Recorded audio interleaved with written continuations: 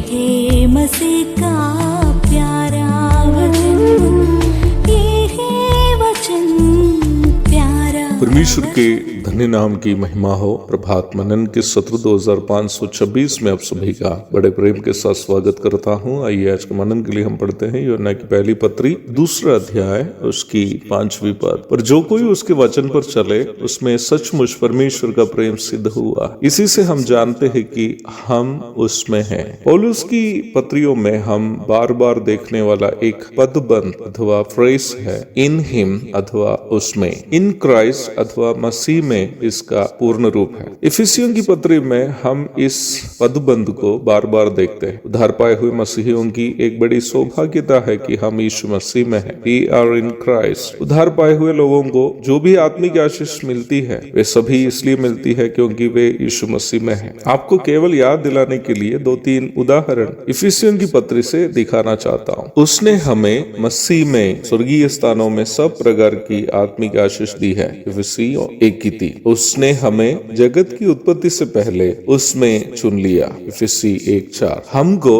उसमें उसके लहू के द्वारा छुटकारा अर्थात अपराधों की क्षमा उसके उस अनुग्रह के धन के अनुसार मिला है। इफिसी 1:7। उसमें अथवा मसीह में करके पदबंध को केवल इफिसियों में भी अनेकों बार आप देख सकते हैं। मसीह विश्वासियों की सबसे बड़ी सौभाग्यता भी यह है कि हम मसीह में हैं। हमारी प्रार्थना, हमारी आराधना, हमारी सेवा आदि सभी परमेश्वर पिता के सामने इसलिए ग्रहण योग्य है क्योंकि हम मसीह में हैं। अन्यथा हमारे किसी भी प्रकार की योग्यता के कारण हमारी प्रार्थना, हमारी आराधना, हमारी सेवा इत्यादि प्रभु के पास कभी नहीं पहुंचेगी।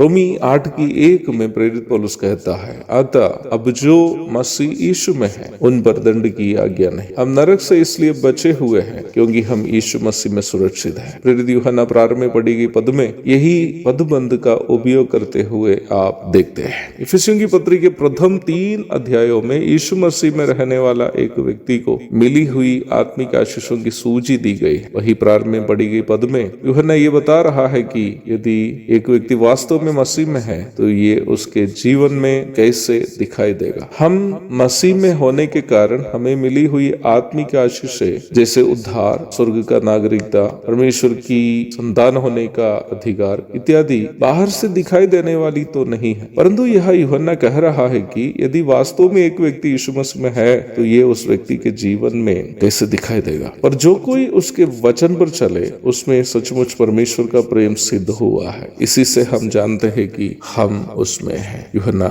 यह कहता है पवित्र आत्मा ही है जो उद्धार पाए हुए लोगों के अंदर परमेश्वर के प्रेम को डालता है। रोमी 5:5। यही प्रेम जो पवित्र आत्मा हमारे मनों में डालता है हमें प्रेरित करता है कि हम परमेश्वर से, परमेश्वर के वचन से और परमेश्वर के लोगों से प्रेम करते रहे। यीशु मसीह ही पहले ही ये बात स्पष्ट किया है कि प्रभु से प्रेम करने का स्पष्ट प्रमाण प्रभु के वचन का पालन है। यूहन्ना 14:21 और 23। वचन यीशु मसीह स्वयं है, इसलिए वचन का पालन करने का अर्थ यीशु मसीह के स्वभावों को अपने जीवन में उतारना है। यूहन्ना 16:21।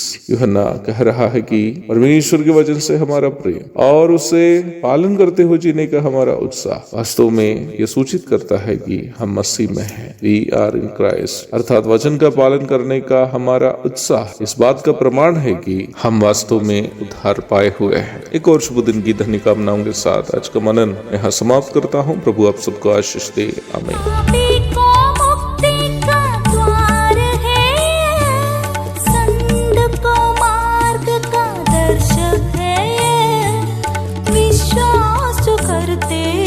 उसके लिए अनंत जीवन का साधन है।